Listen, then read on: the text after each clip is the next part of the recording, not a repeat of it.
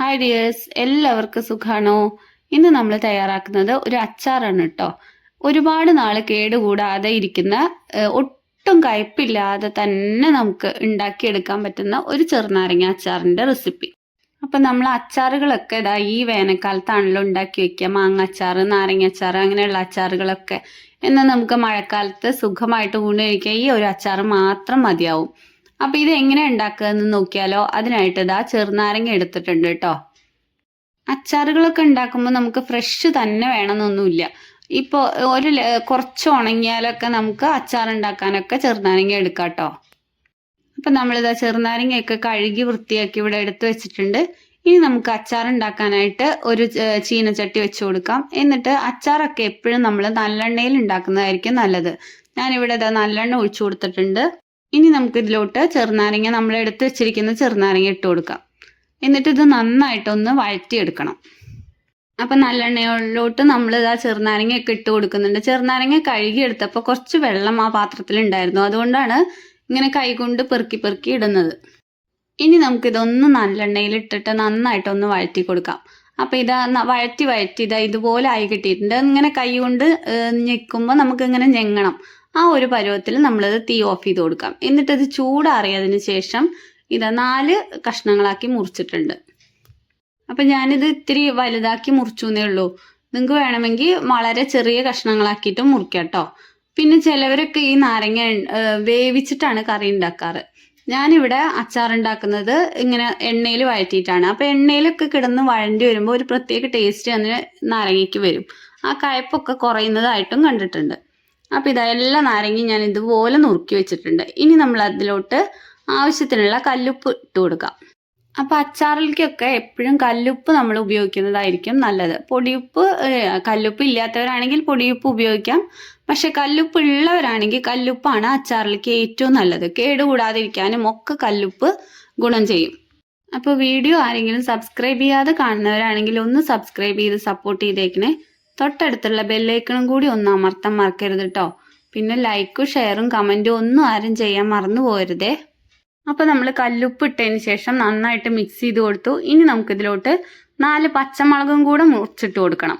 അപ്പോൾ ഇത് കത്തിയിൽ കൊണ്ട് മുറിച്ചിട്ടാലും മതി. ഞാനിപ്പോൾ കത്തി എടുക്കേണ്ട മടിക്ക് കത്തിരി കൊണ്ട് ഇതങ്ങനെ വെട്ടിയിട്ടു എന്നേ ഉള്ളൂ. ചെറിയ കഷ്ണങ്ങളാക്കി ഒന്ന് മുറിച്ചിട്ട് കൊടുക്കാം. അപ്പോൾ ഇതാ ഞാൻ പച്ചമുളകൊക്കെ മുറിച്ചിട്ട് കൊടുക്കുന്നുണ്ട്. ഇങ്ങനെ നമുക്ക് ചെറുനാരങ്ങ അച്ചാർ ഉണ്ടാക്കാൻ സമയമൊന്നുമില്ല വെച്ചാലും ഇങ്ങനെ വെളുത്ത അച്ചാറായിട്ട് ഉപയോഗിക്കാം കേട്ടോ. 2 ദിവസം പുറത്തിരുന്നാലും ഇത് കേടൊന്നും വരില്ല. അപ്പോൾ എന്നിട്ട് നമുക്ക് മുളകൊക്കെ ഇട്ട് റെഡിയാക്കി അച്ചാർ റെഡിയാക്കി എടുക്കാം. അങ്ങനെയും ചെയ്യാം. ഞാനിപ്പോൾ ഇത് വെച്ചിട്ടൊന്നുമില്ല, അപ്പം തന്നെ അച്ചാർ ഉണ്ടാക്കി വെക്കുകയാണ് ചെയ്തിട്ടുള്ളത്. അപ്പം ഞാനിത് പച്ചമുളക് എല്ലാം നുറുക്കി നാരങ്ങയുടെ പുറത്തോട്ട് ഇട്ട് കൊടുത്തിട്ടുണ്ട്. ഇനി നമുക്കിതിലോട്ട് 2-3 സാധനങ്ങളും കൂടെ വേണം. അപ്പോൾ ഒരു ഉണ്ട വെളുത്തുള്ളി തൊലി കളഞ്ഞ് നുറുക്കിയെടുത്തിട്ടുള്ളതാണിത്. നീളത്തിലാണ് നുറുക്കിയെടുത്തിട്ടുള്ളത്. പിന്നെ ഒരു വലിയ കഷ്ണം തന്നെ ഇഞ്ചി എടുത്തിട്ടുണ്ട്. എന്നിട്ട് അതും കൂടെ നുറുക്കി വെച്ചിട്ടുണ്ട്. ഇനി നമുക്ക് 2 സ്പൂണോളം കടുക്, 1 സ്പൂണോളം ഉലുവ കൂടി എടുത്ത് വെക്കണം. എന്നിട്ട് നമുക്ക് ചീനച്ചട്ടി ചൂടാക്കാൻ വെക്കാം. ഇനി നമുക്കിതിലോട്ട് ഉലുവയും കടുകും കൂടെ ഇട്ട് കൊടുക്കാം. എന്നിട്ട് ഇതൊന്നും വറുത്ത് നന്നായിട്ട് പൊടിച്ചെടുക്കാം. ഉലുവയുടെ കളറൊക്കെ ഒന്ന് മാറി വന്നപ്പോൾ ഞാൻ മിക്സിയുടെ ജാറിലോട്ട് മാറ്റി കൊടുത്തിട്ടുണ്ട്. എന്നിട്ട് ഇതാ തരിപ്പായി പൊടിച്ച് വെച്ചിട്ടുണ്ട്. ഇനി നമ്മൾ അച്ചാർ ഉണ്ടാക്കാനായിട്ട് തുടങ്ങുകയാണ്. അപ്പോൾ അതിനു മുമ്പ് നമ്മളിതാ എണ്ണ ഒഴിച്ചു കൊടുത്തിട്ടുണ്ട്. നല്ലെണ്ണയാണ് ഒഴിച്ചു കൊടുത്തിട്ടുള്ളത്. അപ്പം നമ്മൾ ആ നല്ലെണ്ണ ചൂടായി വരുമ്പോഴേക്കും നമുക്ക് ഇതിലേക്ക് വേണ്ട മുളക് പൊടി, മഞ്ഞൾപ്പൊടി എടുത്ത് വെക്കാം. ഒരു 5-6 ടീസ്പൂണോളം കാശ്മീരി മുളക് പൊടിയും 1 ടീസ്പൂണോളം മഞ്ഞൾപ്പൊടിയും ഞാൻ എടുത്തിട്ടുണ്ട്. അപ്പോഴേക്കും എണ്ണ ചൂടായി വന്നിട്ടുണ്ട്. അപ്പോൾ കടുക് ഇട്ട് കൊടുത്തിട്ടുണ്ട്. 2 സ്പൂണോളം കടുക് ഇട്ട് കൊടുത്തിട്ടുണ്ട്. ഇനി നമുക്കതിലോട്ട് ഇഞ്ചി ഇട്ട് കൊടുക്കാം. പൊടിയായി അരിഞ്ഞു വെച്ചിരിക്കുന്ന ഇഞ്ചി ഇട്ട് കൊടുത്തിട്ടുണ്ട്. അതും ഒന്ന് മുരിഞ്ഞതിന് ശേഷം വെളുത്തുള്ളിയും കൂടെ ഇട്ട് കൊടുത്തിട്ടുണ്ട്. എന്നിട്ട് ഇത് രണ്ടും ഒന്ന് നന്നായിട്ട് ഇളക്കി കൊടുക്കണം.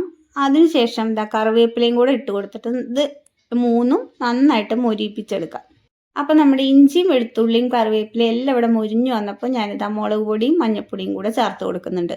അപ്പം ഞാനിവിടെ കാശ്മീരി മുളക് പൊടി മാത്രമാണ് എടുത്തിട്ടുള്ളത്. എരിവുള്ള മുളക് പൊടി ഒട്ടും തന്നെ എടുത്തിട്ടില്ല. ഇവിടെ എരിവ് മക്കൾക്കൊന്നും ഇഷ്ടമല്ലാത്തത് കൊണ്ട് ഞാൻ എരിവുള്ള മുളക് പൊടിയൊന്നും എടുത്തിട്ടില്ല കേട്ടോ. പിന്നെ നിങ്ങൾക്ക് വേണമെങ്കിൽ പകുതിയും ചേർത്ത് കൊടുക്കാം. എങ്ങനെയാണെന്ന് വെച്ചാൽ ചേർത്ത് കൊടുക്കാവുന്നതേ ഉള്ളൂ. ഒക്കെ എരിവൊക്കെ ഓരോരുത്തരുടെ ഇഷ്ടം പോലെ അച്ചാറിൽ ചേർക്കാം. എന്നിട്ട് അതും കൂടെ ഒന്ന് മൊരിഞ്ഞ് വരാറായപ്പോൾ ഞാനിതാ നമ്മൾ പൊടിച്ചു വെച്ചിരിക്കുന്ന പൊടിയും കൂടെ ചേർത്ത് നന്നായിട്ടൊന്ന് മിക്സ് ചെയ്ത് കൊടുക്കുന്നുണ്ട്. അതും കൂടെ ഒന്ന് നമ്മൾ പച്ചമണം മാറി കിട്ടുമ്പോൾ നമുക്ക് വിനാഗിരി ഒഴിച്ചു കൊടുക്കാം. എന്നിട്ട് ഒന്ന് തിളപ്പിച്ചെടുക്കാം കേട്ടോ. അതിനുശേഷം ഞാനിതിലോട്ട് കായപ്പൊടിയും കൂടെ ചേർത്ത് കൊടുത്തിട്ടുണ്ട്. അപ്പോൾ കായപ്പൊടി ഞാനിവിടെ 1 മുതൽ 1.5 ടീസ്പൂൺ വരെ ചേർത്ത് കൊടുക്കുന്നുണ്ട്. അപ്പോൾ വിനീഗർ ഞാനിവിടെ 1 ബൗള് വിനീഗറാണ് ഒഴിച്ചു കൊടുത്തിട്ടുള്ളത്. അതിനുശേഷം ഒരു കഷ്ണം ശർക്കരയും കൂടെ ഇതിലോട്ട് ഇട്ട് കൊടുക്കുന്നുണ്ട് കേട്ടോ. ഈ സമയത്ത് നിങ്ങൾക്ക് തിളപ്പിച്ചാറിയ വെള്ളം ഉണ്ടെങ്കിൽ തിളച്ച വെള്ളമൊക്കെ ഉണ്ടെങ്കിൽ ചേർത്ത് കൊടുക്കാം. അച്ചാറിന് ആവശ്യമായിട്ടുള്ള വെള്ളം ഈ സമയത്ത് ചേർത്ത് കൊടുക്കാം. ഒരു കേടും വരില്ല കേട്ടോ. 1 ഗ്ലാസ്സോ 2 ഗ്ലാസ്സോ വെള്ളം കൂടെ ഒഴിച്ചു കൊടുക്കാം. വിനീഗർ ഒരുപാട് ഒഴിക്കുമ്പോൾ നമുക്ക് പുളി ഒരുപാട് കൂടും. അതിനാണ് നമ്മൾ വെള്ളം ചേർത്ത് കൊടുക്കുന്നത്. അച്ചാറിൽ ഇത്തിരി ഗ്രേവിയൊക്കെ വേണമെന്നുണ്ടെങ്കിൽ പിന്നെ നമുക്ക് നാരങ്ങയിൽ തന്നെ വെള്ളം ഊറി വരുമല്ലോ. അപ്പോൾ ഈ മുളക് മഞ്ഞപ്പൊടിയും എല്ലാം ഒന്ന് തിളച്ച് വന്നപ്പോൾ ഞാനിതാ നാരങ്ങയും കൂടെ ഇട്ട് നന്നായിട്ടൊന്ന് മിക്സ് ചെയ്ത് കൊടുക്കുന്നുണ്ട്. അപ്പോൾ നമ്മളിതാ ചെറുനാരങ്ങയും പച്ചമുളകും കൂടെ ഇട്ട് കൊടുത്തതിന് ശേഷം നന്നായിട്ട് ആ മുളക് പൊടിയും മഞ്ഞപ്പൊടിയും വിനീഗറും എല്ലാം മിക്സ് ചെയ്ത് കൊടുക്കുന്നുണ്ട്. നന്നായിട്ട് വേണം നമ്മളിത് ഇളക്കി കൊടുക്കാനായിട്ട്. അപ്പോൾ ചെറുനാരങ്ങയും പച്ചമുളകൊക്കെ ഇട്ട് കൊടുത്തതിന് ശേഷം നമുക്കിതൊന്ന് തിളപ്പിച്ചെടുക്കേണ്ട ആവശ്യമൊന്നുമില്ല. ഒന്ന് ചൂടായി വരുമ്പോഴേക്കും നമുക്കിത് തീ ഓഫ് ചെയ്ത് കൊടുക്കാം. എന്നിട്ട് നന്നായിട്ട് ഇത് മിക്സ് ചെയ്ത് ചെറുനാരങ്ങയിൽ ആ മുളകും മഞ്ഞപ്പൊടിയും ഒക്കെ നന്നായിട്ട് പിടിക്കുന്നത് വരെ ഒന്ന് മൂടി വയ്ക്കാം. എന്നിട്ട് അതിന് ശേഷം മാത്രമാണ് നമ്മളിത് കുപ്പിയിലൊക്കെ ആക്കി കൊടുക്കുന്നുള്ളൂ. കുപ്പിയിലാക്കി കഴിയുമ്പോഴേക്കും നമുക്ക് ഒരു സ്റ്റെപ്പും കൂടെ ചെയ്യാനുണ്ട് കേട്ടോ. പിന്നെ ഈ അച്ചാറുകളൊക്കെ കേടുകൂടാതെ ഇരിക്കണം എന്നുണ്ടെങ്കിൽ നമ്മൾ അച്ചാർ ഉണ്ടാക്കുന്ന സ്പൂണും സൂക്ഷിച്ച് വെക്കുന്ന ഭരണിയോ ഡബ്ബകളോ കുപ്പികളോ ഒക്കെ ഒട്ടും തന്നെ വെള്ളമില്ലാത്ത പാത്രങ്ങളായിരിക്കണം. വെള്ളമില്ലാത്ത സ്പൂണ് അങ്ങനെയൊക്കെ നോക്കിയിട്ട് വേണം നമ്മൾ എടുക്കാനായിട്ട്. അപ്പം നമ്മൾ ഭരണിയും ഡബ്ബയൊക്കെ ആണെങ്കിലും നമ്മൾ വെയിലത്ത് വെച്ച് ഉണക്കുക, ഇല്ലെങ്കിൽ ഒന്ന് തുടച്ചതിന് ശേഷം ഫാനിൻ്റെ അടിയിൽ വെച്ച് ഉണക്കുകയോ ഒക്കെ ചെയ്തതിന് ശേഷം മാത്രം നമ്മൾ ഇത് അച്ചാറ് കുപ്പിയിലൊക്കെ ആക്കി കൊടുക്കാൻ പാടുള്ളൂ. ഇതൊക്കെ അച്ചാറൊക്കെ ഉണ്ടാക്കുന്നവർക്കൊക്കെ അറിയാമായിരിക്കും, പക്ഷെ അറിയാത്തവർക്ക് വേണ്ടിയിട്ടാണ് കേട്ടോ പറഞ്ഞത്. ഇനി നമ്മൾ ഈ അച്ചാറിലോട്ട് പച്ചവെള്ളം ഒന്നും തട്ടിക്കരുത്. വെള്ളത്തിൻ്റെ ഒരു അംശം പോലും ഇല്ലാത്ത ഒരു കുപ്പിയിൽ വേണം നമ്മളിത് ആക്കി കൊടുക്കാനായിട്ട്. എന്നിട്ട് അപ്പോൾ ഇത് മാസങ്ങളോളം കേടുകൂടാതിരിക്കും. എന്നിട്ട് ഞാൻ കുറച്ച് നല്ലെണ്ണയും കൂടെ ഈ കുപ്പിയുടെ മുകളിലോട്ട് ഒഴിച്ചു കൊടുക്കുന്നുണ്ട്. ചൂടാക്കിയിട്ട് വേണം കേട്ടോ നമ്മളിത് ഒഴിച്ചു കൊടുക്കാനായിട്ട്. അത്യാവശ്യം നല്ല ചൂടിൽ തന്നെ നമ്മൾ ഈ നല്ലെണ്ണ ഒഴിച്ചു കൊടുക്കുന്നുണ്ട്. നല്ലെണ്ണയാണ് ഒഴിച്ചു കൊടുക്കുന്നത്. അച്ചാറിലൊക്കെ നല്ലെണ്ണയാണ് ഒഴിക്കുന്നത് നല്ലത്. അപ്പോൾ ഒരു 3-4 സ്പൂൺ വീതം നല്ലെണ്ണ ഞാൻ ഈ കുപ്പിയുടെ മുകളിലോട്ടായിട്ട് ഒഴിച്ചു കൊടുത്തിട്ടുണ്ട്.